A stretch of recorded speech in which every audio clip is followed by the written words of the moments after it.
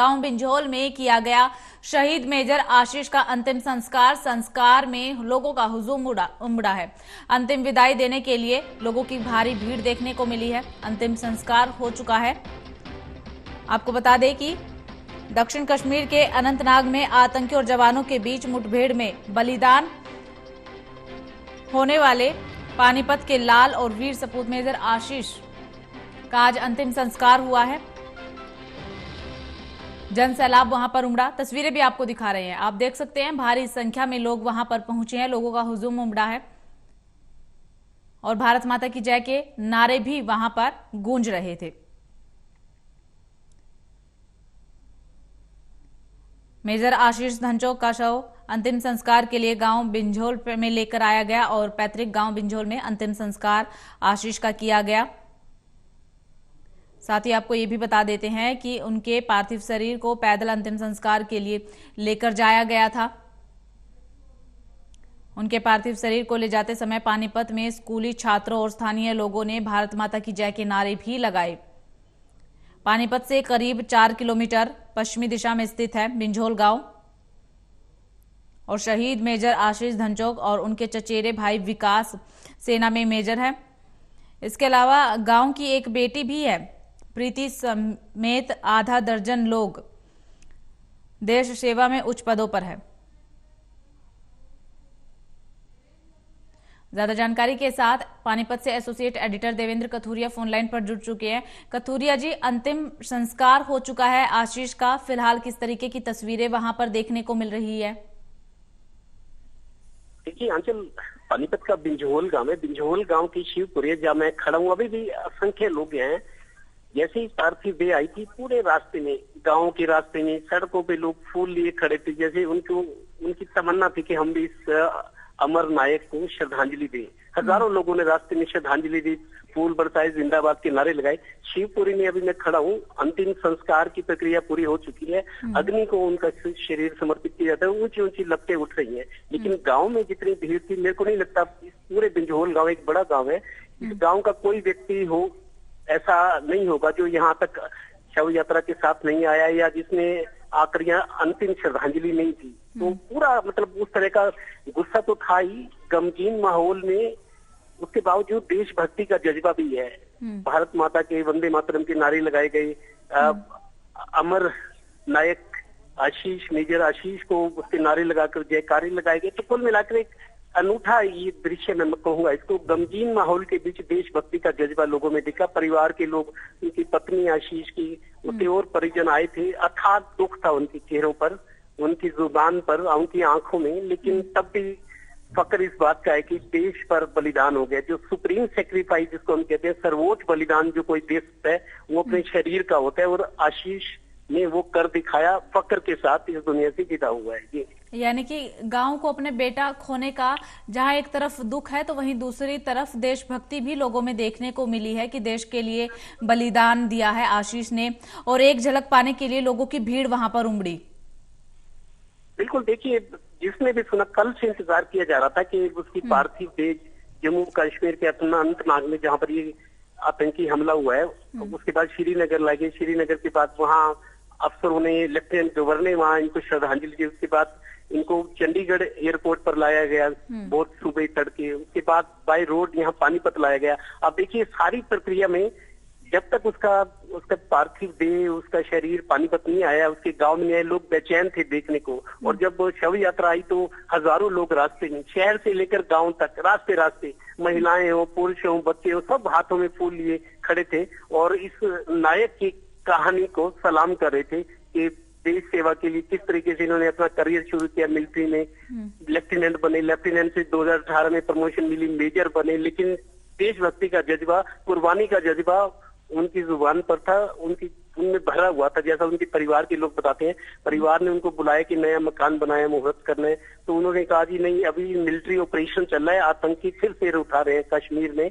मैं ड्यूटी करके अपना फर्ज निभा के उसके बाद छुट्टी लेकर अगले महीने 23 अक्टूबर को, उसका जन्मदिन भी था आशीष का, कि जन्मदिन पर अब अपना मकान शिफ्ट करेंगे, नए मकान में जाएंगे, फर्नीचर अपनी पसंद का खरीदूंगा। ये सारी बातें जो उसने परिवार के साथ शेयर की थी वो अब सामने आ रही है। लेकिन इस बहादुर नायक को ये कहेंगे कि एक तरह से अमर हो गया मेजर आशीष।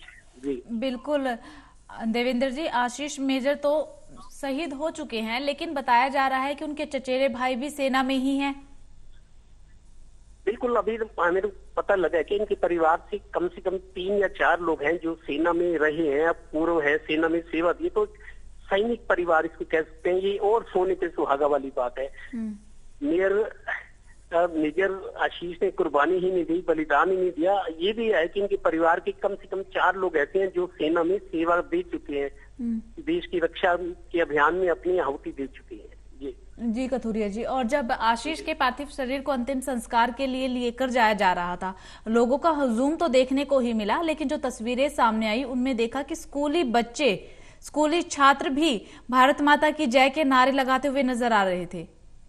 देखिए आंचल, माहौल ही ऐसा था, जिसको देखो देशभक्ति का जज्बा था, चेहरे पर गुस्सा तो था कि आतंकियों ने हमला किया। इन बहादुर, खाली ये मेजर आशीष नहीं, आप देखिए डीएसपी जो जम्मू कश्मीर पुलिस के हैं, या एक और चंडीगढ़ के जो है कर्नल हैं, ये बड़े अफसर शहीद हुए हैं। और पिछले 3 साल में कश्मीर में सबसे बड़ा हमला आतंकियों का, जिसमें बड़े ऑफिसर मारे गए, क्या वो जम्मू कश्मीर पुलिस के डीएसपी हो या ये मेजर हो, कर्नल हो, मतलब 3 साल में ये सबसे बड़ा हमला है जिसमें अफसरों की जान गई है। जी और कथुरिया जी, आपसे जानना चाहेंगे, लोगों का हुजूम इतना उमड़ा है, कल से ही तैयारियां हमने देखा कि किस तरीके से तैयारियां वहां पर चल रही थी। सुबह भी आपसे जब बातचीत हो रही थी तो आपने भी दिखाया कि किस तरीके से लोगों ने, गांव के लोगों ने ट्रैक्टर ट्रॉलियों में फूल भरे हुए हैं, मालाएं तैयार की हुई है। तो ऐसे में इतनी भारी भीड़ जब वहां पर थी तो सुरक्षा के लिए पुलिस मुस्तैद थी? कितने जवान वहां पर थे?